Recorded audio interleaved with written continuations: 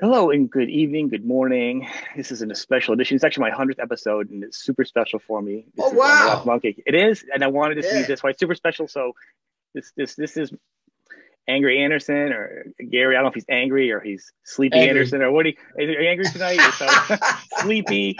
Um, he is a heck of a guy. Besides being a legend of music, he's done so much for children and charities and helping out people, and a heck of a father and you've done so. There's a trilogy of things that you've done. I always hold to. First time I heard your first album was a stand up moment for me.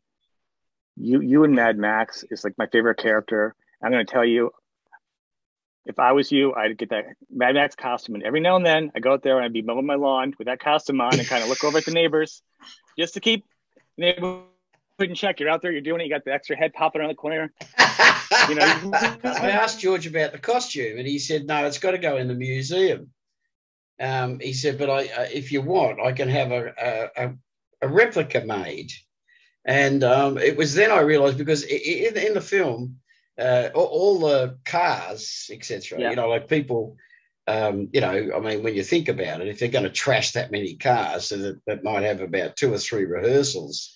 So they rebuild the same car like three or right. four times. So, but the costumes, they've always got a copy for long shots, etc., Yeah, etc. Or like I had a stunt man, a stunt double, who did 2 of the hardest stunts. hmm But George was funny character. He did say to us, he said, "Look, I'd like you to do. I want you to work with the stunt crew. I'd like you to do as many of the stunts as you can." So myself, because Iron Bar's stunts towards the end during the chase, when he's alongside the train and he's trying to get onto the train and all that kind of stuff. Yeah, so there was a few things that we had to do, like transfer from vehicle to vehicle at yeah. speed and stuff like that. And so we did some pretty intense training, but there's always another costume made for the stunt guy, right? So he did a couple of the harder stunts for Iron Bar's character, or the character of Iron Bar.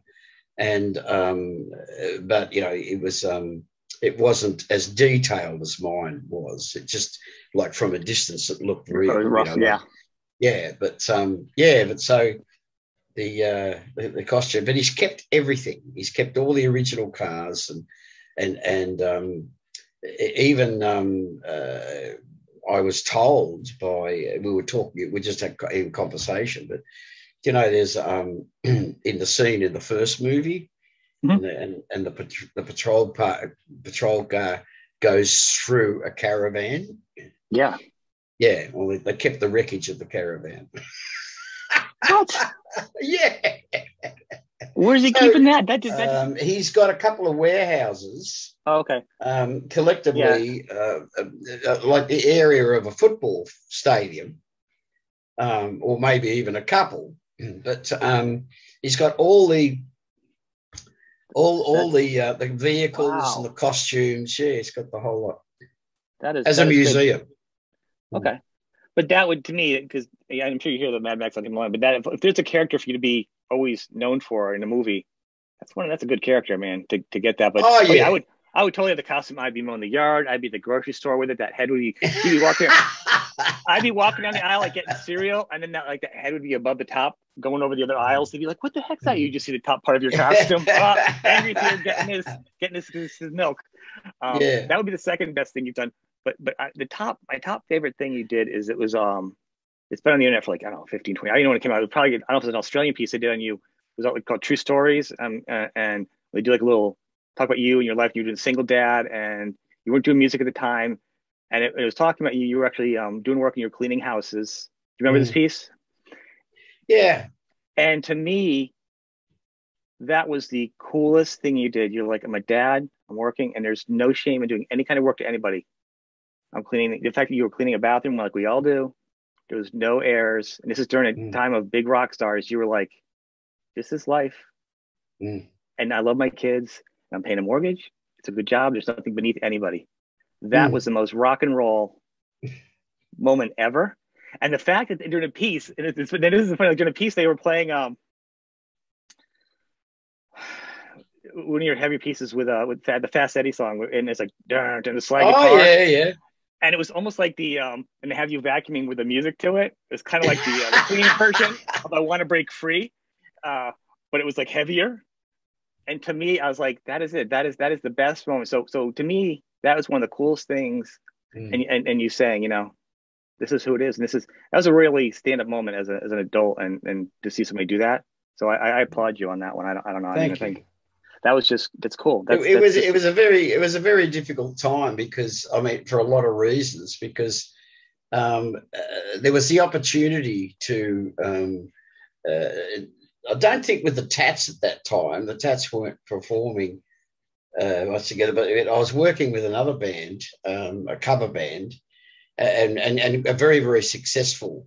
It was like a rock review sort of cover band, and had several singers, and we would each do, like, I'd do the heavy rock parts or the heavy rock segment, and one of the other singers did, more your sort of Eagles, sort of like LA rock sort of stuff. And anyway, long story short, there was the opportunity to work, but I had I had a couple of young kids. When I say young, Galen had turned 12. He was 13 at the time, still at school.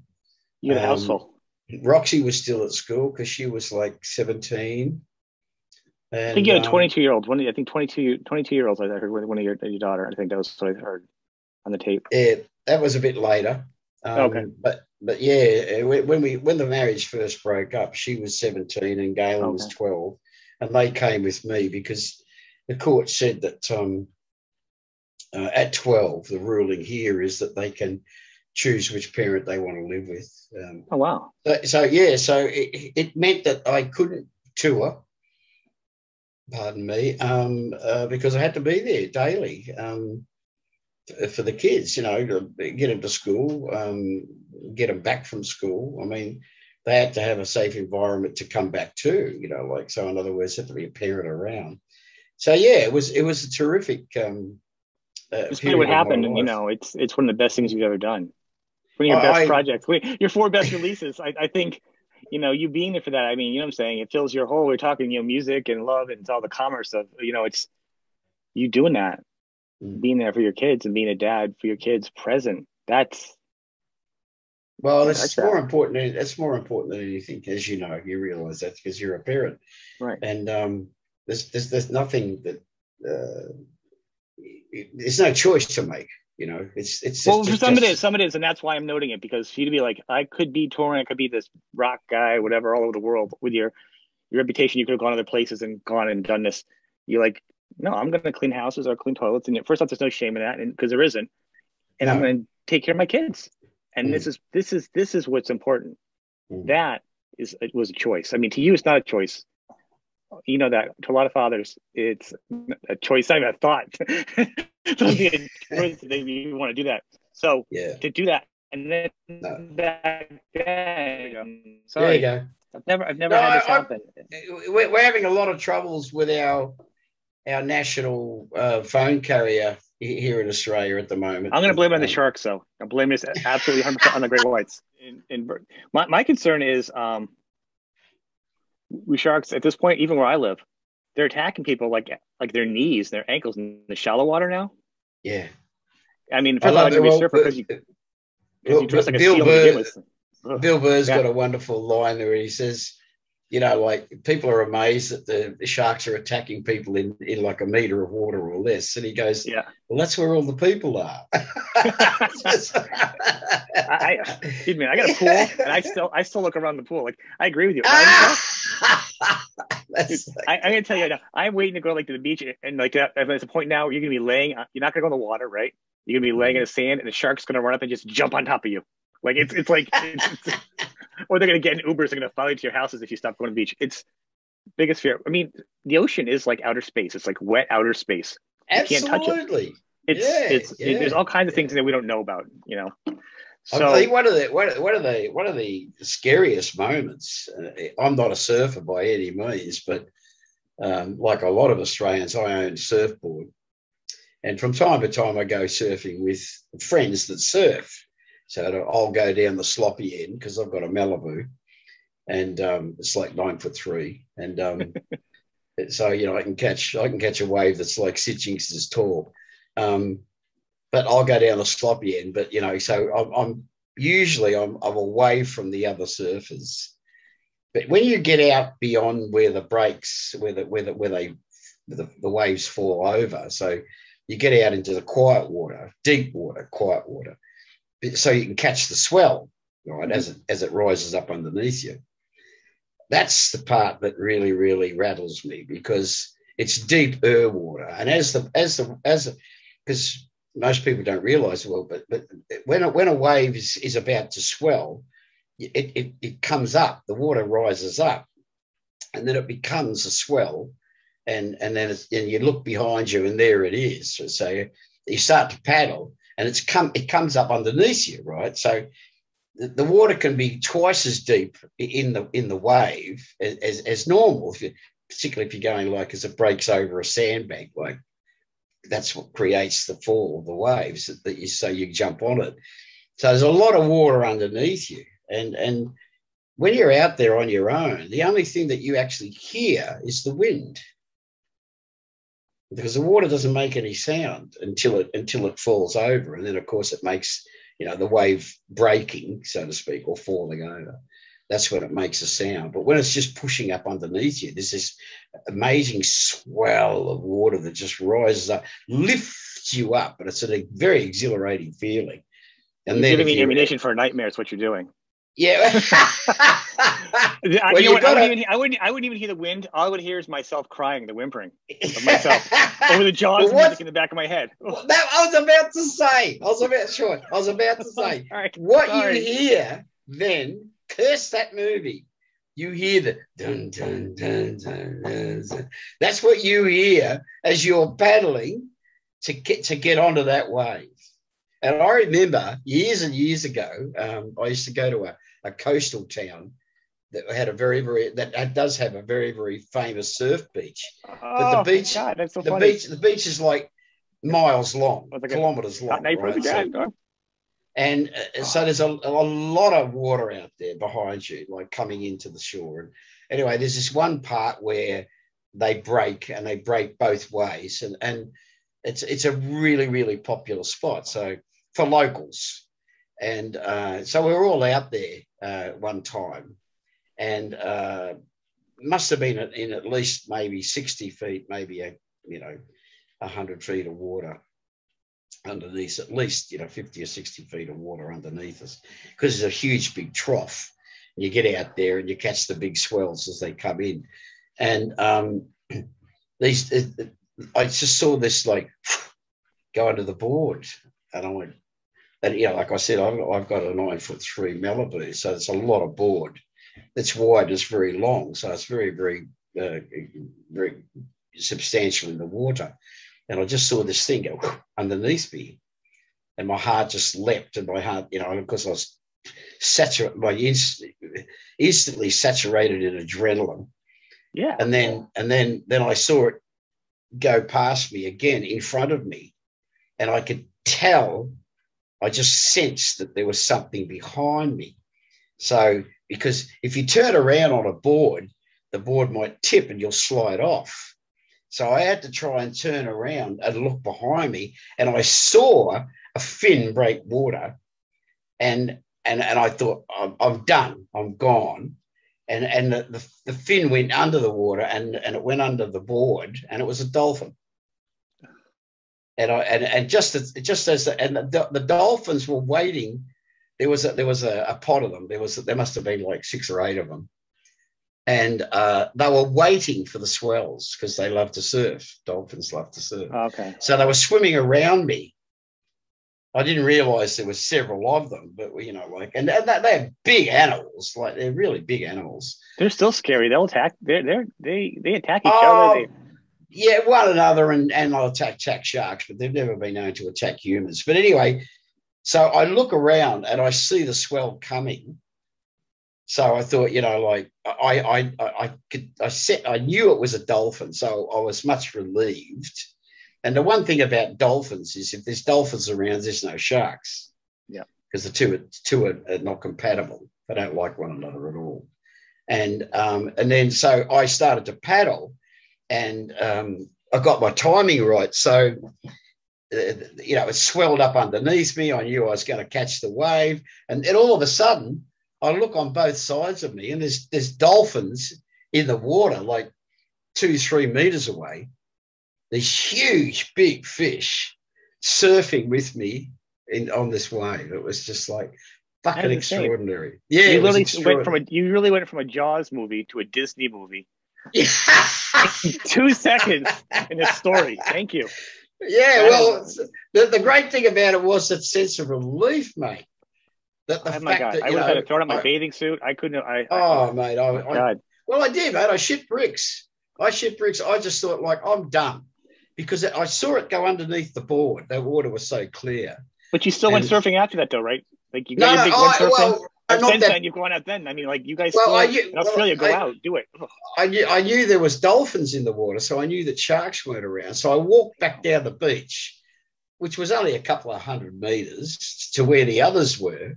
Yeah. And I said, there's a pot of dolphins up there surfing the break that I was getting.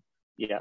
So they all came up, the other guys. There was 4 other guys, so that they could surf amongst the dolphins. So we had a great day. But yeah. See, that's where you should quit surfing right there. You're never going to do better than surfing, catching a swell, and having dolphins next to you. You're never going to do any better. That's it. Everything from there is surfing with dolphins and catching a swell, being eaten by a shark. I mean, that's it. You've done. You've topped it. Time for you to go, like, I don't know, skiing or like skateboarding or something now with less sharks. That is crazy, man. I would never, and I know people who do or have. I would never go into water without being with other people now. I mean, it's always a rule anyway. I mean,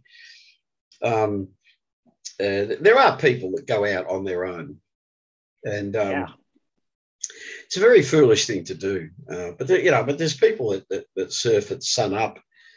There's people I know that surf in the dark. I mean, they'll go out just before the sun rises because it's up, and so they say, "Oh, well, you've got to get out there because it's up."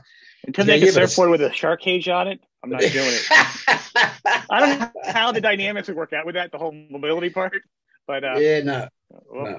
That's dangerous. And it's very daredevil. And I hope, that's like a single guy thing or a single woman to do. Like, you don't have any kids or stuff. Like, that's like climbing a mountain. You know what I mean?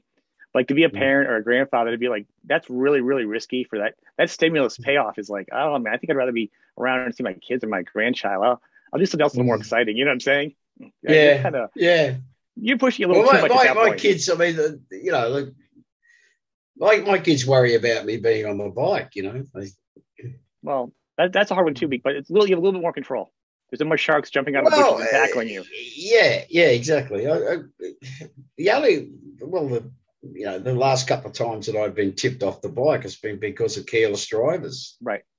Nothing serious for quite some, a lot of years. I mean, but yeah, riding a motorcycle is, particularly around the city, it's fraught with danger, but it's more offense. I think, don't you think, like, there's like 2 levels of motorcycle driving, like the young, crazy, they're their own dangerous to them and everybody else. Then once you get to a level of like good driving and you're aware of your environment, it's like a second, like you get that, like in the military, you get that certain glare, like 20 yard stare, like, know your environment, peripheral, you know what I'm saying? You get that level. When you're that kind of driver, your true dangers are now a rock in the road, somebody not paying attention on a turn. Everything else is coming at you. Like you zen into that new level of the bike itself isn't so dangerous on you. You're now just like a football player with that. I'm not really a football guy or soccer, whatever country we're in. You got that thing and you're running for it. And everyone's after you, just like a big target now. the new challenge. Yeah. So be careful, please. So thank you. I shall. I always am. You're a natural treasure. I am a very careful rider, really. Very sedate. When I say sedate, I mean, I ride a Harley Sportster, so it's a quick bike, but it potentially it's. But it's got luggage on it. But yeah, really. But the thing about it is, it's like the potentiality is not there to be abused, so to speak, or used. It's just that, you know, it's capable of that. It doesn't mean that you necessarily have to, you know, treat it like that the whole time. So, well, it's like a tool in traffic, right? It's a tool if you use it properly. It's like back to guitar. Guitar, you don't have to shred every note. You don't have to play a solo over an entire song. It's to be used at a certain point. Everything needs to be used in modulation. You know, there's something evil inherently about stuff. It's where you go with it. You know, tasteful and in moderation. But yeah, I mean, in the real sense, I derive pleasure even riding around in traffic because of just what you've articulated. Is that I adapt entirely to. I don't try and take shortcuts. I don't take risks. I'm not paranoid. I'm just super aware, and I'll enjoy the play, you know, with the traffic. And when I see an opportunity to get ahead and it's safe, I'll take that. You know, and it's the total thinking. You do it in a vehicle too. Like my other vehicle, I've got a Toyota Land Cruiser, and you know, because my boys and I would like to get out camping, and I bought it because it's you know, it's an off-terrain vehicle, etc., whatever, and it can tow the weight and all that kind of stuff. And yeah, I get driving, or the driving experience, from two extreme perspectives. You know, like in a truck, I'm high, protected by this, you know, 2.5 ton vehicle, and on a motorcycle I'm down, right, you know, like at eye level with all these other drivers. Motorcycle, I think, is probably like an endorphin rush, right, and a hyper awareness. Yeah. I think with a car, I wouldn't add a caveat to that, is that when you have that same awareness, it depends on how expensive your car is. Because if you're driving an old station wagon or a junker, you're like, whatever, dude, hit me. The higher the of your car, the more hyper aware you're like, oh. Yeah. That's why I never. A junker or something from Detroit, you're like, dude, hit me, right? Yeah. Yeah. Well, I gotta say, and I don't want you to get the idea that I get arrogant about it, but one of the things about being in a truck, like a big, you know, off-road vehicle, is you know, it's so much bigger than most cars on the road, apart from others of its same kind, right? But it gives you a certain amount of you're able to sort of like exert some sort of influence in your immediate area. You know, and I never take that for granted, but I do use it from time to time. Like if we're in traffic and I want to cross a lane, it's like, excuse me. Yeah, it's just, you just put the blinker on and just start to merge, because like no one wants to run into you in a vehicle that size. Are you a collector, or are they for I've actually started playing too. Release? No, I went to school for recording, and then music sucks for everybody else, like in the 90s. I started doing like, you know, having autism. I didn't know where I was going to go. I didn't know yet. And I started doing like radio, a bunch of different weird things. Fell to cable. Recently, I switched to IT. A couple of years ago, I decided, you know what, I used to sing. And I want to play guitar. My kids have been playing music, and some of them are kids' instruments. So I started learning guitar the past couple of years. And of course, being autistic, I'm like, do you know, it's interesting that you say that. When I say interesting, it's for want of a better word. These things, it's part of my spiritual belief, but I believe that there's certain things are connected. Now, we're on different parts of the globe, like you might even say on opposite sides. There's sides to a globe. But in the aftermath, one of the things that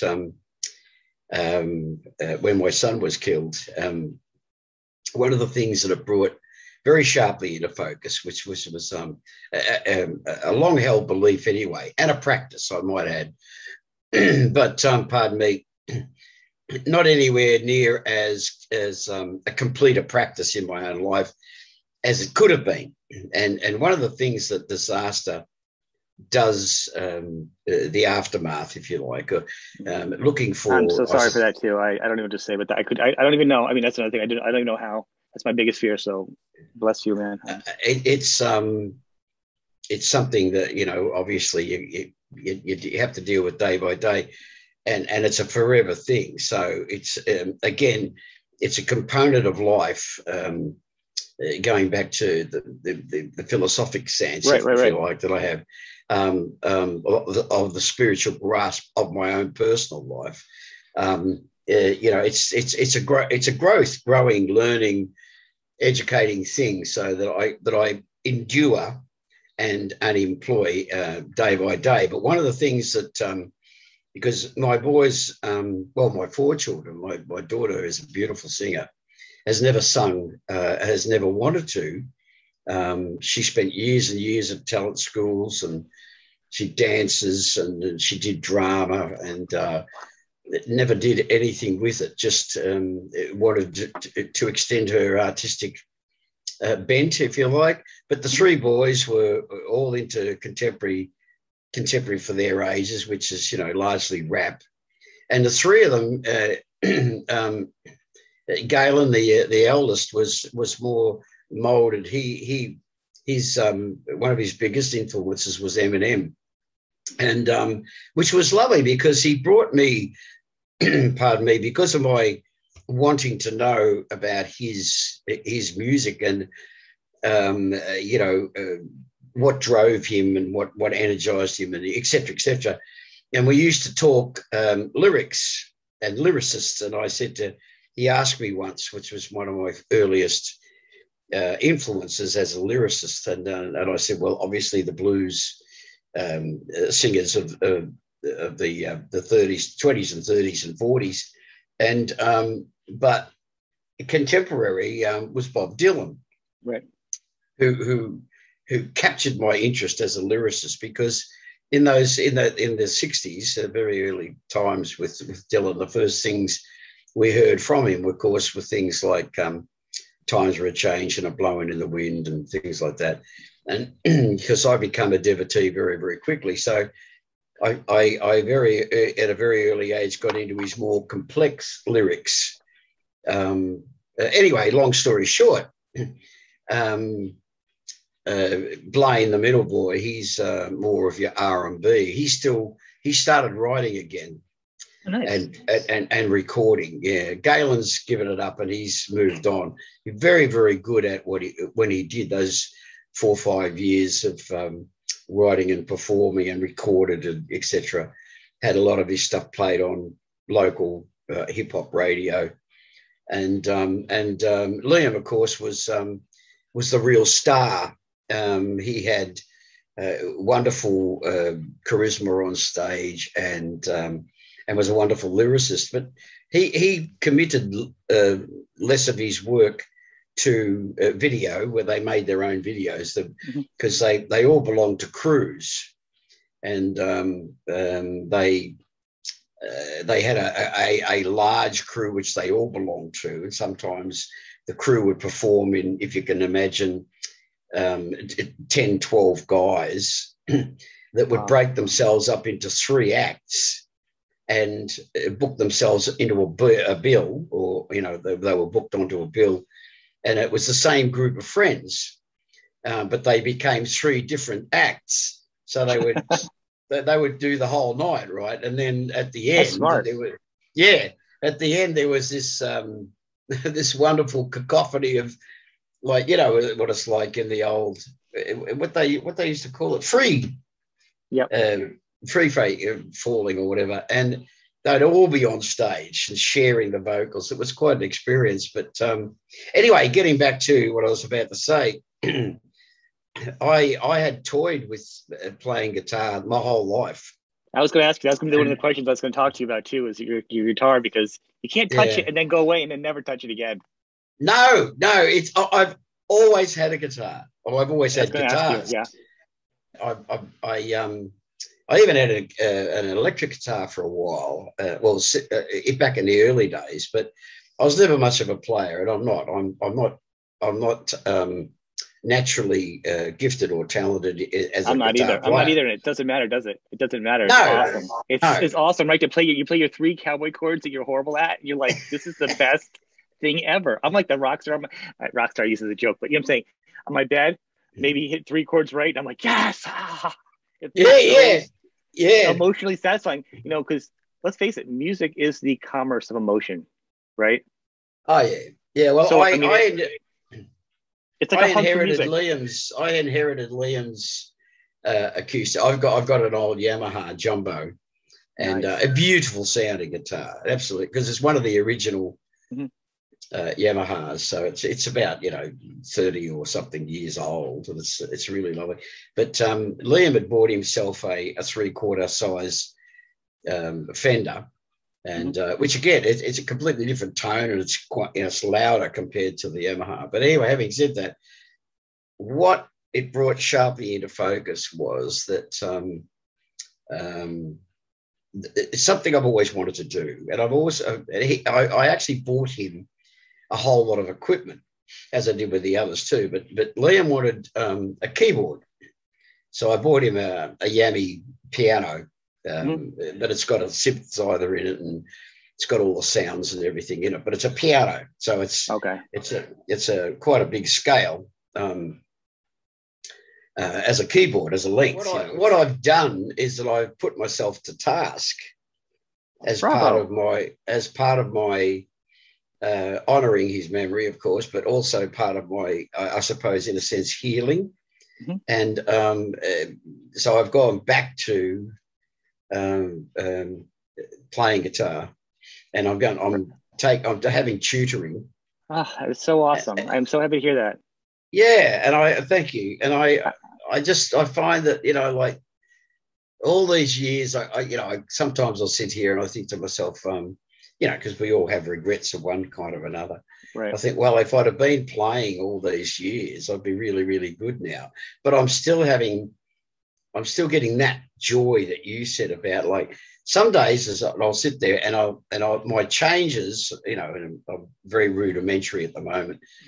Just like me. Some of the changes are quite almost fluid, and other days they're quite awkward. And because I've not yet reached that level of skill where my changes are all fluid. So that's the challenge of you're falling in love with music again, right?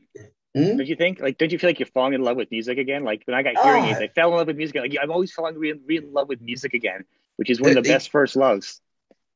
Absolutely. And one of the things that I am so urgent about, if you like, is that when I get more fluid, and even now I'm starting to, because I've got chord books, obviously, I've dragged out all the old chord books, and some of them are much revised now. Some of the chord books that I've just bought recently are really, really good, and also I've got a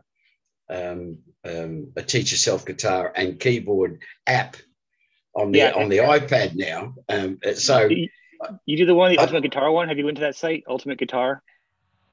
No. I'll give it a whirl. Bookmark it. So Ultimate Guitar, it'll show, you can go up like a paid and a pro, whatever, it's cheap, or just a regular one. And there's a couple out there.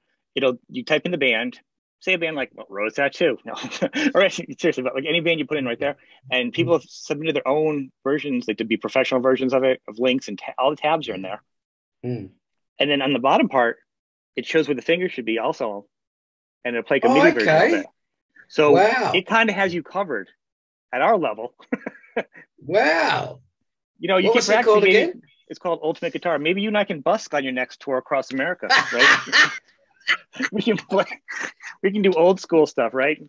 Between our generation, I'm 50, you're 70. Between the two of us, we can play all the old standards. Ultimate guitar. Mm-hmm. Um, one of the things that I'm most excited about, of course, and I've been fooling around with the piano, Mm-hmm. and I'm going to apply myself. I sort of made like a promise to myself via Liam, so to speak, and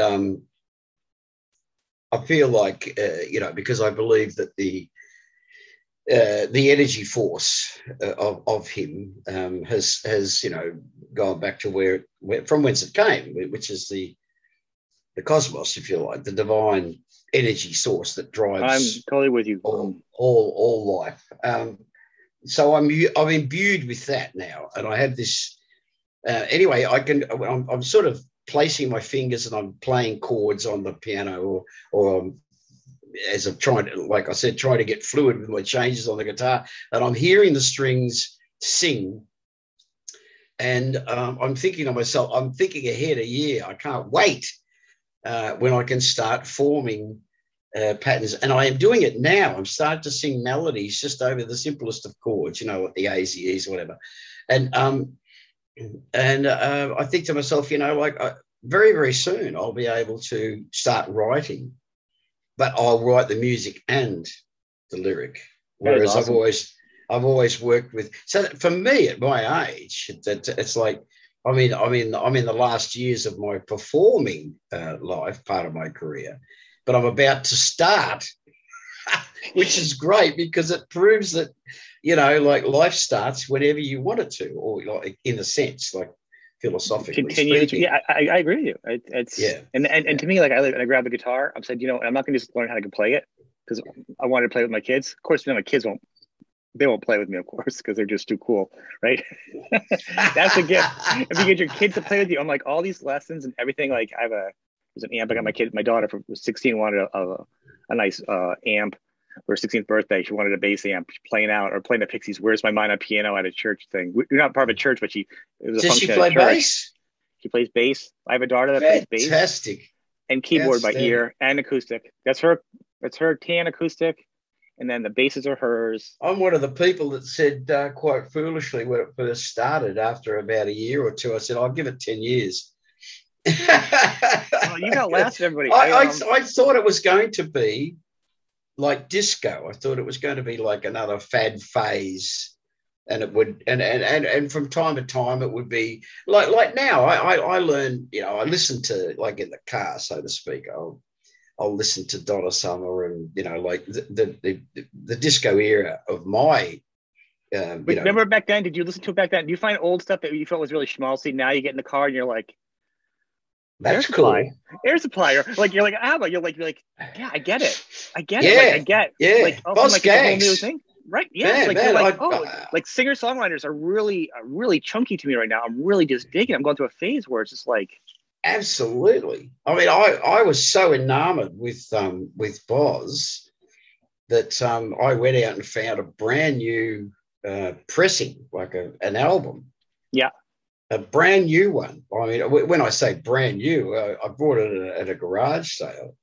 I bought a whole box of albums. Like I'm a vinyl LPs. guy. I love vinyl. And I only use it about used vinyl too. I want something used very rarely. Everything. My guitars are used. I love used stuff. Oh yeah, it's pre-loved, which is a wonderful turn of phrase. So the fact you got a new condition is even better. Well, yeah. I mean, but it's like it's like anything else that's been owned and loved. It might have the marks of life on it, but it's matured. Yeah, absolutely. But it's matured and it's being played, and the wood sings, and But I remember this when I got this Boz Gags album. There's 3 of them actually. There's KC and the Sunshine Band. There's Cool and the Gang. There's a whole box. There must have been 20 or 30 albums in this box. I said, nice. What will you take? And he said, I'll take $1 for each album if you buy the box. So I think I ended up giving him like $30. And that's a deal. Anyway, I got them, and I had a quick look at them, like took them out and I had a look at them. There was not a mark on them. They were beautiful. And I got them home and gee, I've got to tell you that I've got really old in my room. I've got really old. They were a late 60s, early 70s Bose tower. And so they've got a couple of bass speakers in the cabinet, but in the top, it cut off at a 45-degree angle, and they've got little clusters of tweeters, like two sets of two, right? And they're like about an inch, maybe 2 inches diameter, but they're a classic Bose box of the era, and and I've got a big Yamaha monster amp to drive them, so they get a workout, and but they sound just glorious. Yeah. Bose still does good. I have some Bose on. I just said the other day, even now, they have through the years. You buy a Bose, it's like an investment. It's like buying a Rolex. It's going to last you. Bose from A to B, but the analog sound of those records. What is your bet? So I'm gonna have to check it out. What would you say the go-to Boz record should be from me? What do you recommend? What record do you think I should go to first? Boz Skaggs. For records, what do you recommend? What do you think? Any of them? Any Boz record you think I should go to first? That would be the one. What's my gateway drug to Boz Skaggs?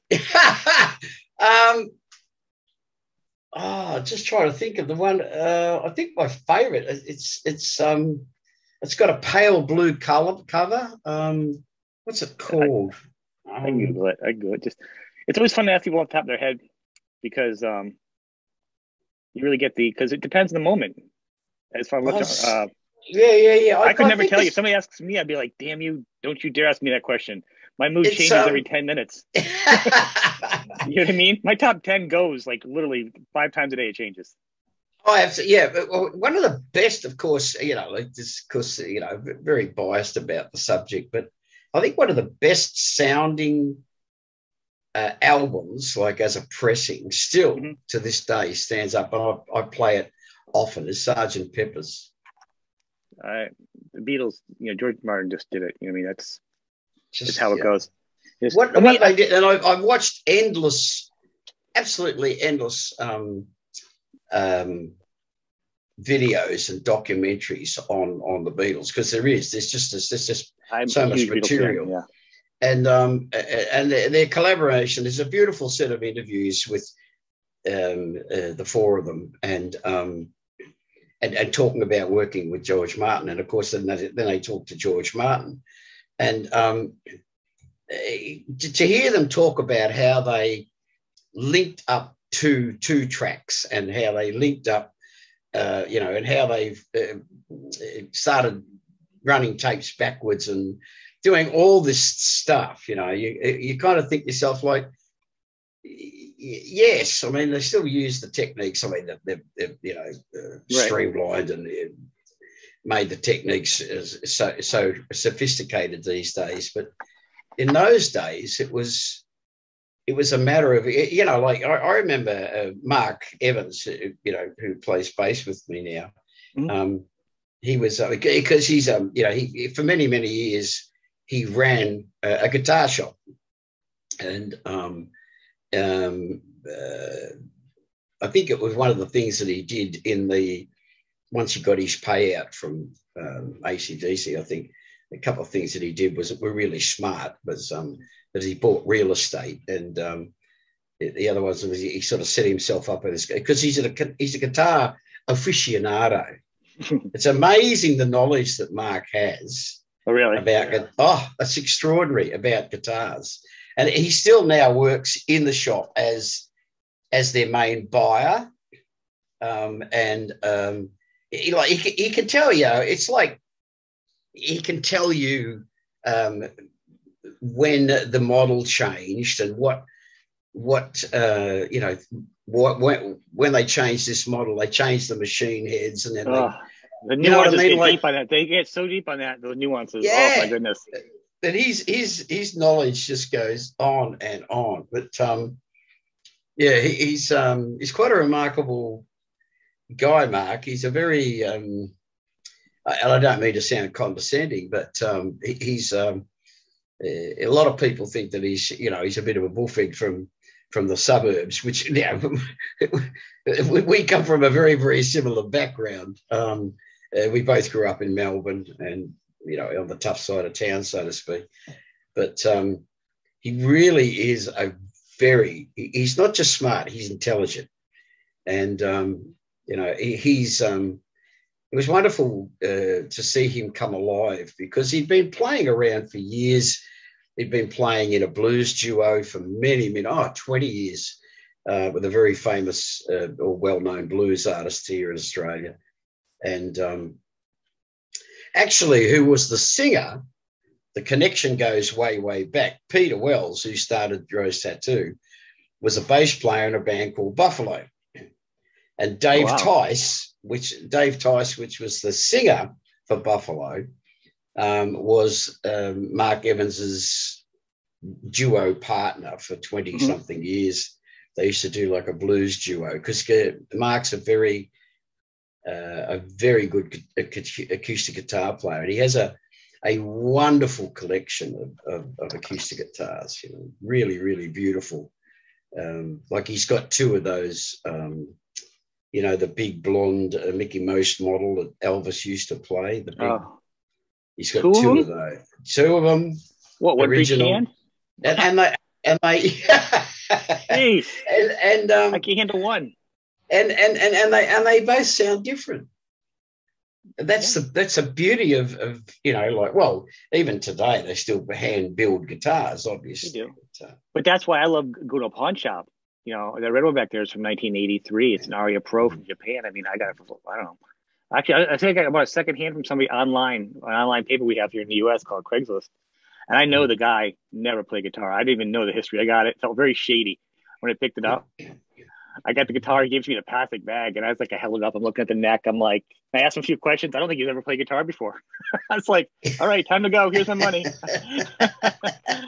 It's a beautiful guitar, though. I'm actually gonna have it redone over now for the show. It's gonna change it a little bit. Well, one of the things, I mean, apart from coming back to America, which the Tats haven't worked in America since '83, and of course, obviously they're all gone, but. We're very excited about hopefully next year that the tour will come off. And one of the things that, because in the last couple of years ago, Mark got married again, and his wife is just the most beautiful woman, just lovely, best natured lady. And but she has said to him, because they live in an apartment now, so he gave up his house, etc., with his marriage, the previous marriage. And as we all do or have, what's that gag, you just find someone that you don't like and give them a house and a boat. Just get it over and done with. I love Bill Burr. Bill Burr is one of my favourites. He is whenever I'm fit. Oh, mate, whenever I'm feeling down, and my son, Galen, my oldest son, he put me onto Bill Burr years and years ago when Bill was, very young. Yeah. And I just love his sense of humour. When I say sense of humour, he senses humour. How he senses humour in situations. It's very Australian for an American, if you know what I mean. We understand the same. It's very much our sense of humour. Well, I think Australia's a very different place. You got to be very strong. Oh, yeah. It makes you tough. Australia is literally filled with all my fears, like bug, great sharks. Really? Like if I have a checklist of things I'm terrified of, like the biggest things, seriously, are like probably the top ones are sharks. And I mean, we're all scared of them. Shark, except for electric blankets. Just my electric blanket would be a good one too. That's the only thing that you guys don't have there. But the bugs, everything, it's crazy there. The payoff is the beauty of the place, and create some great rock and roll there. So I mean, it's yes, crazy. You're talking about. I'm sorry, the connection though with Mark, and I actually got an email this morning that it's Bond's 75th. Was going to be his birthday today. Yes. I did not know that. I got the alert that there's going to be a website. I did not check it out. I thought that's kind of cool, actually. They're kind of officially makes it official for him out there to check it out.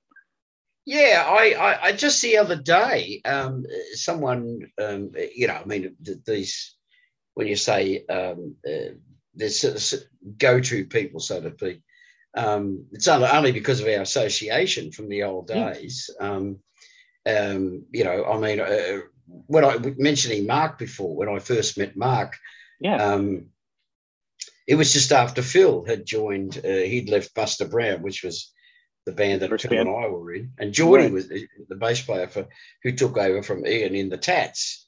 Phil knew him as a very young bloke and got him into the band. But so Phil, Buster broke up, and Phil went and joined AC/DC, and then not long after Phil, Mark came in, and we were still all hanging out together in Melbourne, and that's when I met Mark, and I liked him. I told him years and years later, because we've been best mates for all those years, and although there was lots of years in between where we didn't see much of one another, we ran into one another only at gigs or at pubs where lots of musos used to, like, there's always several pubs where musos go to drink, and so we'd run into one another from time to time, and I used to go and watch him play from time to time. But I remember my first impression of him was that he was a smart ass with a big mouth, and that probably someone was going to straighten him out if it wasn't like too soon. And years later, he told me, he said, well, it was not far from the truth. He said, mate, when I was first joined the band, he said, I thought my own farts smelt like honey. And he said, my mouth got me into trouble on a few occasions. But he is an amateur. When I say an amateur boxer, he's quite a proficient pugilist, or in the style of pugilism. So he quits himself fairly well for a sport bloke. But sometimes the difference of being an amateur and a professional is literally you just don't want to get your face punched up a lot all the time. If you're really good at it, like you're so good you can actually be a professional, but then the next step is just somebody just beating the pulp out of your face all the time. Like that is right? No, that's so fun. You can stop right there. You're like, all right, okay. No, that's so fun. We're going to leave the moneymaker alone here. I have to look at myself. I don't want to take a softball glove by the time I'm 50. You really? Right? I've had the conversation with Mark and a few others that were, I suppose, likely lads back in the day, and hitting people is not as trouble free as a lot of people seem to think, because being hit's no fun, but even hitting people with your fists, it's a certain amount of pain involved because it's just flesh and bone. But the first time you wake up in the morning and you're being battered, and you sort of like fuck, that wasn't too smart, whatever, because you're suffering but the first time, and I remember, like I was saying, I've had the conversation with quite a few of my friends. The first time that you get into a stink and you're sober, and you don't have the alcohol to fuel your bravado, but also when you're being hit or hitting, if you're drunk, you don't, you're just removed. You don't actually feel the intensity of it. But when you're sober, then you think to yourself, Jesus, really? This is no fun at all. I we digress. I did martial arts. I never fought. I'm obviously never a fighter. Just later on in life, I was afraid of fighting it, and so I took some martial arts, and I had a great teacher who was did some, actually early in life. He's from China. He did some Jet Li movies and stuff. So it was a really old school Southern Chinese fighting, and so I would do it, and I take the class, and I was What I would do is I'd always go in the ring, and I'd always volunteer to fight the black belts. Every time you're gonna get your butt kicked, and it's terrifying. The first time you're afraid of getting hit and flipped, it's scary. Then you get over it. You know what I mean? And the teacher's like, "Why do you keep doing it? Why do you want to fight?" I'm like, "Because I'm not going to fight The person next to here with a white belt next to me. You're in the street. You want to fight somebody. You want to know you're going to fight the best. You want to get beat by the best every single time. You want to be prepared. And it's there's a fear of when you're sober and you're getting flipped and thrown and punched and approaching somebody and you're that close to them physically. It's a weird emotional thing too when you're grappling somebody. Yeah. Like there's that weird connection. All of a sudden you're like, you see them, you're like, it puts you in a different spot. It's I could never be a fighter. This is not my thing. Me either. Wasn't cut out for I am. Great to see you. I want to talk about your album. You redid your classic album and you threw some songs on it. It's great recording. And one of the things is a singer, your voice has never weakened or changed. I know you really haven't done any formal lessons with it. Do you feel you have to do anything now to your voice to keep it so strong? It really does answer to if you don't use it, you lose it. I mean, I haven't lost it this yet, but I found that in recent years, because we're not working as much, it takes a little bit longer to get to the point where, like for instance, the best example I can give is like, if I'll do like at the beginning of a tour, I'll do 3 nights and then I'll have a night or 2 off. And then I'll do another 3 nights. And then after the first, like week or so, that you can do night after night after night, like you can do 5 or 6 nights in a row. And it gets that the quality that I really enjoy about, it gets that raspy, like sort of Roddy Stewart sort of effect, which is great because he's my favorite singer. Oh, I was gonna, that's we're going to talk about him in a minute. You and Rod Stewart, I have a question about that, my friend. Okay. It's one of those things that, the more, if we worked more, I'm sure it'd be easier to sort of break it back in, I think, from time to time. But it's like we've worked twice. I've done 2 gigs in 14 months since the industry ground to a halt here in Australia, and one was with the Tats. We did a special show up in Darwin. They do this show every year, and we did that one, and I did 2 other nights with a cover band that I do that I was talking about before. Yeah. And they were the only 2 gigs that we've done since March. We were 2 weeks into our first European tour from last year in March.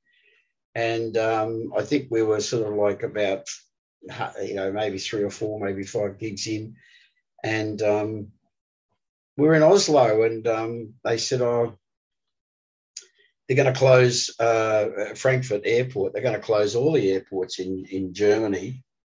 But they're closing Frankfurt the night after, like now. And so they said in Oslo, I didn't realize how far Oslo was from Frankfurt, but it was like a 36-hour panic drive. Oh, wow. Yeah, we had to, a bus driver had to come out by car, be driven out to meet us halfway because, bus drivers can only do certain amounts of hours before they've got to have a certain amount of hours off. And our bus driver was not going to be able to make it because we had to get back to, so we came back and, it'd been 3 gigs, 3 nights, 3 sets in all that time. So come October, we start touring again here. That's exciting. So it's going to be, and the gigs are starting to really pile up because there's no one coming in from outside anymore. It's so a lot of Australian bands.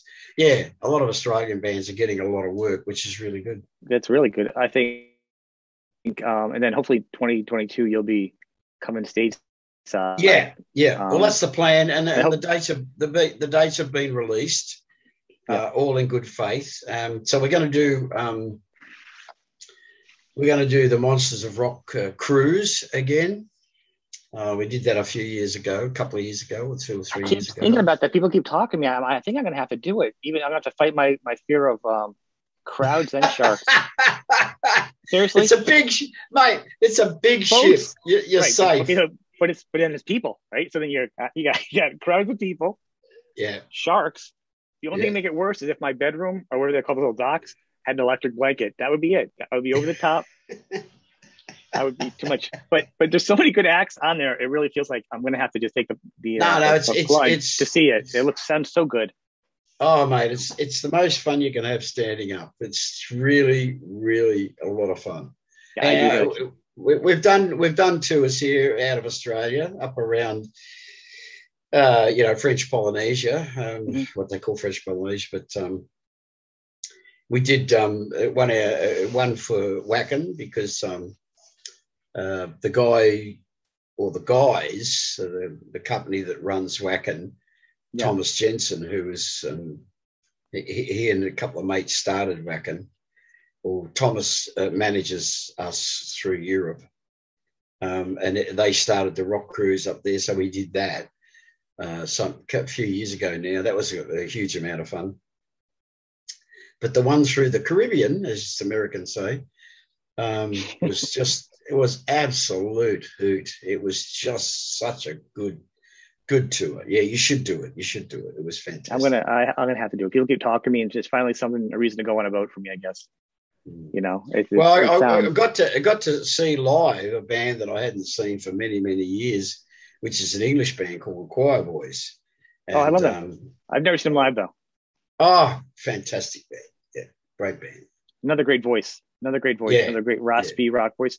But like as you get older, the voices change. I mean, like so there's not a lot of singers in your peer group in the rock and roll genre, or whatever you want to say it. As you get older, it's harder. I mean, it's the hardest tool besides like drumming. You know, I'm not gonna make any bass player jokes right now because there's enough of them. You guys know who you are. But you know, and the guitar player has to practice. But then the physicality of like being a singer or a drummer, you know, as you get older, it's more of a challenge. I mean, there's a handful of singers that can still really deliver it, and you're one of them. I know you say it's a little slow. You feel slow. It's good. I mean, you have like Sammy Hagar's got like a voice of leather at this point. I don't think it's getting weaker. It's getting stronger, right? How strong is that guy's voice? But you know what I'm saying?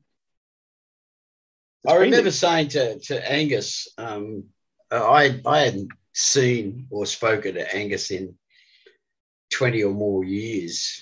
It would have to be at least 20 or more years, yeah. And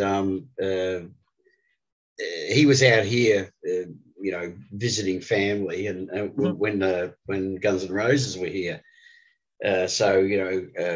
Axel had just done a stint with them, and so he was invited to get up and play the encore, as I'm always asked to get up and do Nice Boys with the Gunners because whenever they're here, they get us to do an opening support for them, and which makes sense. I mean, and yes, it does, and it's a lovely thing for them to do, and I've always been appreciative of it.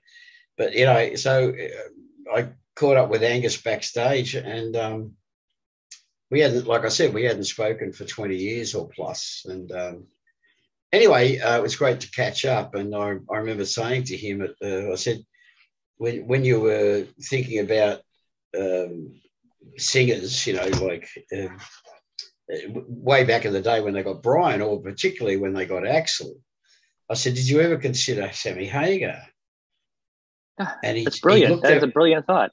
And he looked at me and he said, fuck me. He said, no. And I said, man, the fucking guy could, he could sing the shit out of anything. Yeah. He's a great singer. He can. Great singer. And I said, that never occurred to you? And he went, mate, I quite honestly, he said, I didn't enter my mind. He said, if it had, he said, he might have been, but they wanted someone for that tour to obviously to create the controversy, if you like. You do, and there's got to be a relatability of a certain fans. Sammy Hagar fans there's gonna be a crossover accepting AC/DC. Yeah. Axel. Yeah. I mean, Axel did a job. I mean, he's known for doing AC/DC. Oh, absolutely. I'm surprised you weren't on part of the short list for that either. I think it goes back to the early days, and I think Mark Evans tells the story that because people say, "Oh, why haven't the Tats ever done a tour with AC/DC?" Because it was the members of AC/DC that got us signed to Albert's in the first place. If it had to be for Malcolm and predominantly Bon, I mean, we had that association with Phil, but I'm not sure that Phil strongly went to bat for us, but he certainly would have said, "Look, you know, you really should have a look at them." But it was Bon and Malcolm predominantly that really pushed for George and Harry to come and see us, and because they were excited with what we were doing musically. But they also, if Mark, and I don't doubt Mark tells the story accurately, but he tells a story that someone said, "Well, maybe what we should do is put the two bands out together." And George said, "That'll never happen." And he said, because we don't want the two people, we don't want the two bands. George paid us a compliment, but he said, "Well, Rose Tattoo should be, headlining in their own right." But anybody said, "But we don't want them playing in front of AC/DC because it's sort of like it's like too strong." Right. It puts you in a different position. It puts you as an opening act. It puts you, or vice versa. It could be. It's no disregard to either band. If AC/DC went for you, it'd make AC/DC. That's not it's this and then that. Subconsciously, people do things the first time. It's that first impression. But now that things have changed during this tour, like have you come out? You know what I'm saying? It'd be interesting now. Things are so different now. Like to have you just I think so. With the band. I think that would be a really good thing now. I think it'd be I think you're right. I think it'd be more applicable now to see Tats as an opening act for AC/DC now these days than it would have been. I can see why. We took it as a great compliment. We took it as a bit, well, okay. Not that they ever saw us as the threat or anything. It's just that the two bands were, I suppose, vying for the same. Well, there are similarities. The same place, same album release year. I mean, there was such a thing. You really wanted to. It's like two siblings. You want to make your own name. Yeah. But you guys are established now. The only other band that we did tour with extensively later on, once they'd left Elvis, was with the Australian Choir Boys. And they did their first works with Elvis. They were part of the Elvis family. And then they had a disagreement over musical direction, and they went to Mushroom and had their biggest hit actually here in Australia, the song called Run to Paradise. But they were never able to sort of follow that up. And I think in retrospect, if they'd, not that you can go back and change the past, obviously, but one of the things about Albert's was that it was an exclusive family to belong to.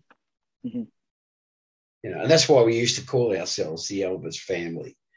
Business-wise, they used to call us the Albert's stable, but we were definitely a family.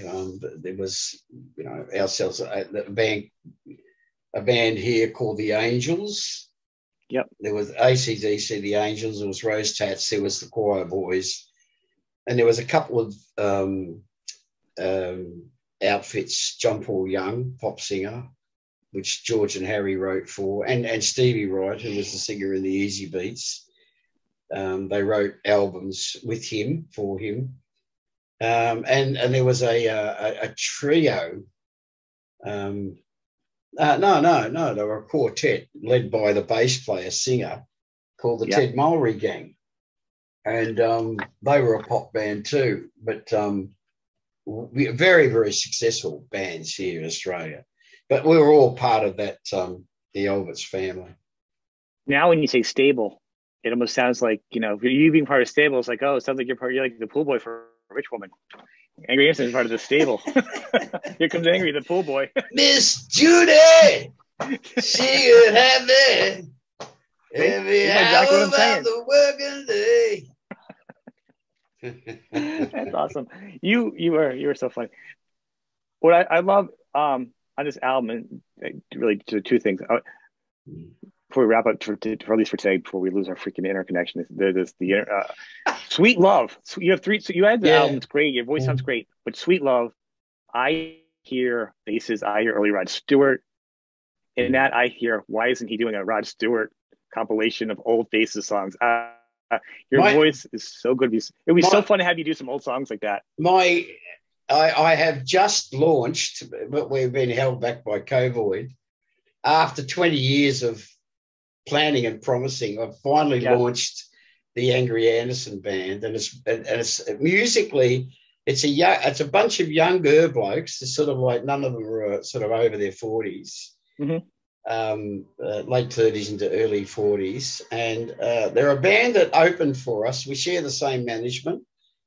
There's a band that they've been opening for us for years, a band called Palace of the King, and the whole band have got the thing that makes their music so cool is that they have very, very the same musical influences of the late 60s, early 70s that I have, including, of course, predominantly the Faces. So they've got that the band themselves, without me, sound that way. They've got a very 70s... the swagger. Definitely the swagger. But they've got that...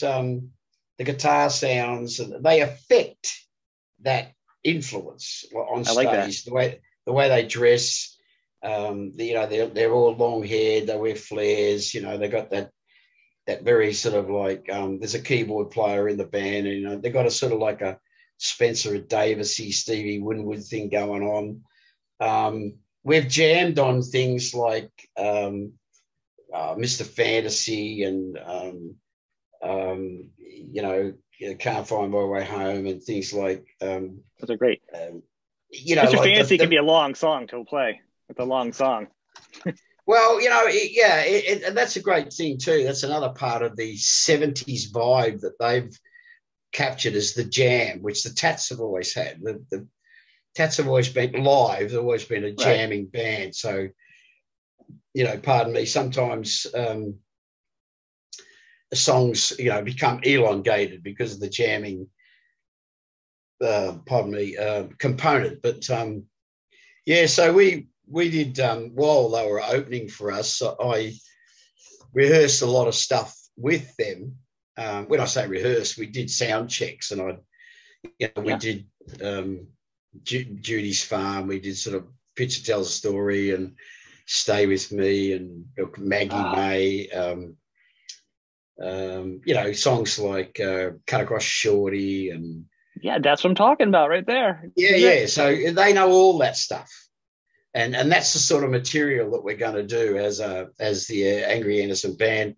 And we've re-recorded. And we'll get back to the re-recording of the Tats thing, but we re-recorded with the AA band out of the two Mushroom albums I did.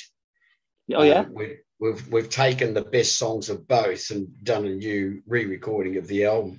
But getting back to the re-record, a lot of people sort of said, well, why do you want to do that? They said, well, we want to mark, acknowledge the history.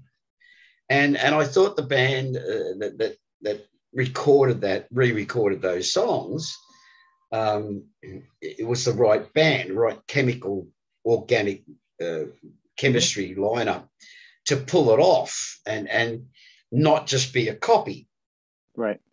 Playing the songs, but not being so much copy. And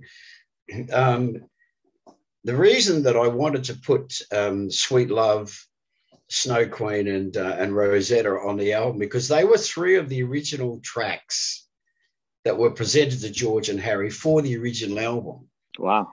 So we had this opportunity to re-record the original album. So it was kind of like, well, they didn't make the cut then. So we'll re-record the songs and see if they stand up, which of course they did. And they partly stood up because of the way we recorded the album, which was it was a very much of a nostalgia trip. We went back and recorded the whole album the way that we recorded the first album. So we set up in the studio. Everyone's in the studio with screens, but set up in a semicircle. So you're sort of looking around the room at one another. Live, get the whole live feeling. Yeah. So all the rhythm tracks were done instead of one instrument at a time, they were done together. So the drums, the bass, and the rhythm guitar player were definitely kept for a rhythm track. The slide player might play over that selected rhythm track a few times, and then he'd select with the producer what they thought was the best solo that suited the particular rhythm track. About 50% of the vocals were, maybe to be fair, maybe about 30% of the vocals were kept from the live recordings, like from me singing along with the band. And because sometimes they're the best vocals anyway, because it's the vibe. It's like they mightn't be the best vocals technically, but they just fit the track. They fit the vibe. Mm-hmm. Like Rosetta, I remember going in one night and I'd been retracking a couple of the songs, and I remember Mark said to me, the producer, he said, would you like to go in and do this remedy and one of the other fast ones? I said, yeah, fine, So I went in and I did that, and he said, and he just said, have a listen to the track Stuck on You. No, Rosetta. Yeah.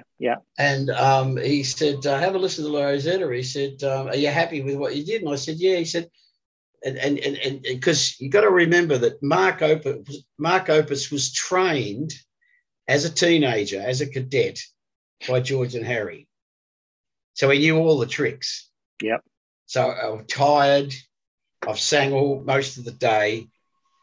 And he said, look, I'm just gonna run Rosetta. He said, I'm just doing a desk mix. He said, right, just sing along with you.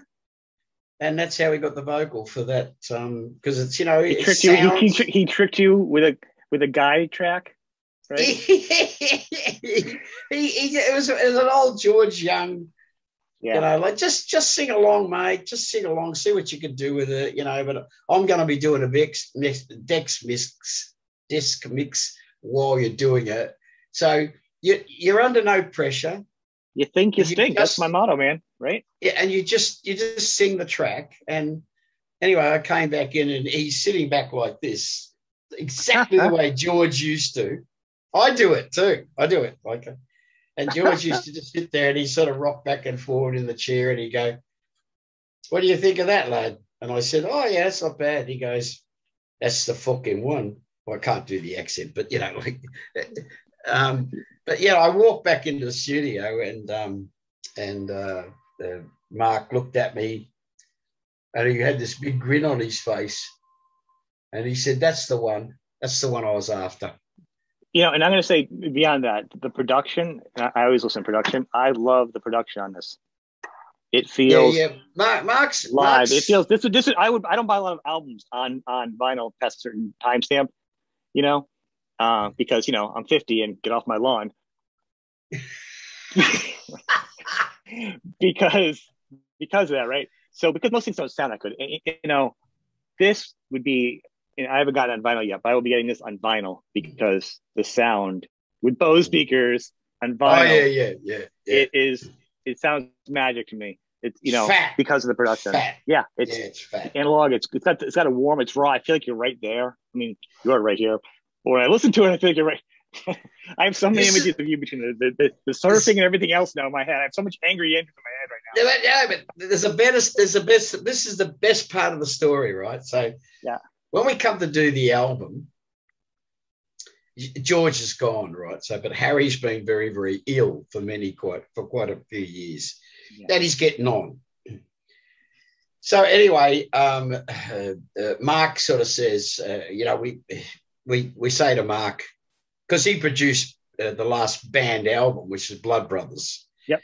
Which is the album I wanted to do while Mick was still alive, because we, even though it was a few years before he died, we knew he was dying. And so I wanted to do one more album with him as a writer because, we co-wrote all the early stuff except for Scarred. But Mick and I wrote predominantly all the songs on the first album and certainly on Assault and Battery. And then he left, of course, and I worked with Robin Riley on the second album. And then, so I wanted to do another album with Mick. And we did Blood Brothers, and I'm very, very glad that we did. But Mark Opitz produced that album too, and so sonically, it's a very, I love that as a sounding, isn't it? Sonically, it's a beautiful album. But anyway, Mark, being the producer, had the pick of the studio, So he said to me, I've got something very exciting to tell you. And I said, yeah, okay. He said, we're going to do the album at Harry's studio. And Harry's son, who's turned into a very good producer, he produces a lot of the stuff at Albert's and for Albert's for Harry. So anyway, but we'd already engaged Mark to do the producing. So I said, it'd be great because I hadn't seen Harry's son until, since he was a child, all those years ago. So anyway, long story short, we get in the studio. We're about 3 or 4 days in, and we're just getting the rhythm tracks. And anyway, the catering brought in all this food. I noticed, I walked out of the studio, and in the kitchen there was all this like food. And I've come back in, and I said to Mark, there's a whole lot of food out there. Is that for us? And he said, yeah. He said, it's a special day today, so we're going to break early and have a lunch. And Harry came into the studio, and we didn't think that we would see him because he was so ill. We knew he was ill. Everyone knew he was ill, and he'd been really battling this serious illness for a couple of years. Anyway, he came into the studio. He was very frail.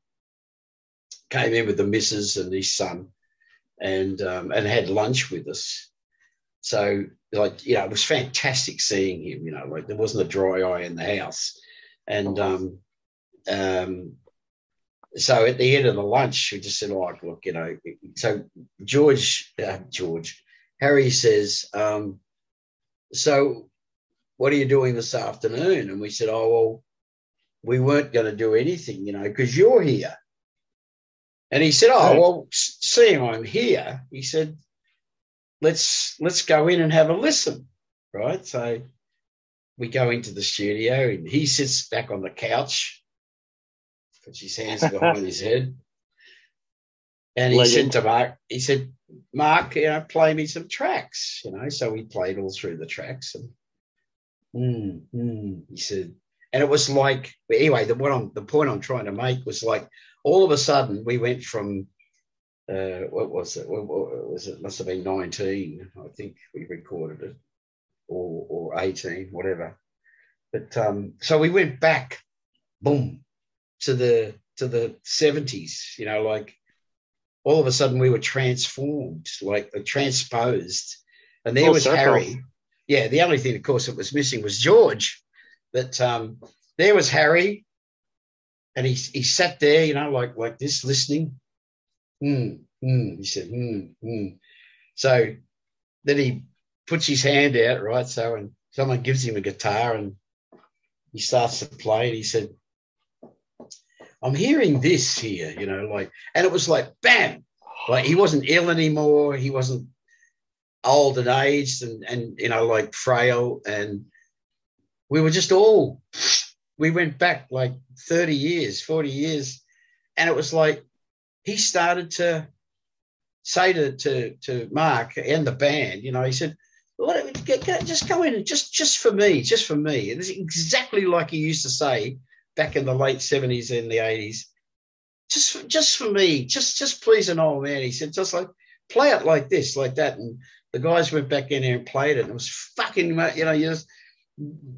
Di comes back in and goes like, fuck yeah, that works a treat. And it was just the simplest thing. And it was like, see, it's up here, right? Like your body is not the same as what your will is. There's two different things. His body is something different. He, and his missus, after a couple of hours, he got tired, and he did. He started to get tired, and you could see it.